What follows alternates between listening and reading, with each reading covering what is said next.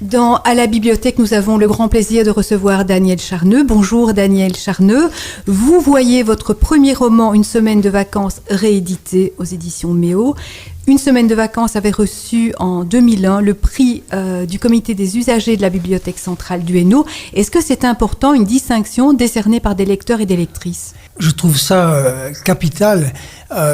En effet, premièrement, recevoir un prix dès son premier livre, bon voilà, ça peut confirmer auprès d'un auteur débutant qu'il est un auteur, à savoir que ce n'est pas à lui de le décider, mais aux autres. Et le fait que le jury soit constitué de lecteurs, ça pourrait être un pléonasme parce que forcément tous les jurés sont d'abord et aussi des lecteurs du livre, mais des lecteurs qui sont des gens qui fréquentent une bibliothèque, des gens qui passent devant les rayons et qui sélectionnent.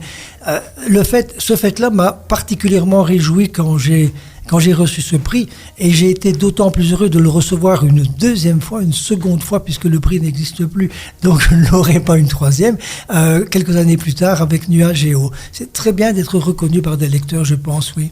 Est-ce que vous fréquentez les bibliothèques publiques ? Oui, bien sûr, je les fréquente et depuis longtemps, et là aussi je peux revenir à l'enfance, et je me souviens que dans le petit village où j'habitais, le bibliobus passait peut-être, je ne sais pas si c'est chaque semaine ou toutes les quinzaines ou tous les mois, et nous allions nous fournir en livres au bibliobus, et notamment avec mon instituteur qui était mon papa. Il nous amenait là et nous choisissions ce que nous voulions, et je continue à fréquenter les bibliothèques, oui, bien sûr. Bibliobus qui existe toujours en province de Hainaut, on peut le rappeler. Est-ce que vous avez une anecdote particulière qui se serait déroulée dans une bibliothèque publique ? Un souvenir ? Un souvenir dans une bibliothèque, non, je ne sais pas. Autrefois, bon, la joie de...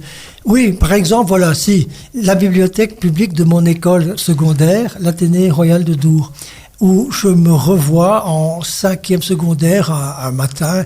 On avait des professeurs de français qui faisaient la permanence en bibliothèque, évidemment, ils donnaient un peu de leur temps, et je choisissais quelque chose, et je me vois prenant Les Chants de Maldoror de Lautréamont.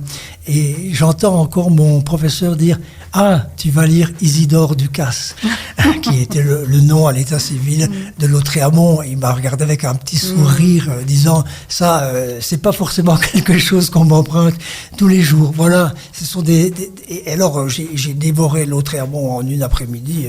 Ça m'a vraiment impressionné. J'ai été marqué au fer rouge par un texte comme celui-là, à 15 ans. Merci beaucoup Daniel Charneux d'avoir été des nôtres dans À la bibliothèque, le rendez-vous de la lecture publique. Merci. Vous écoutez À la bibliothèque sur votre radio régionale.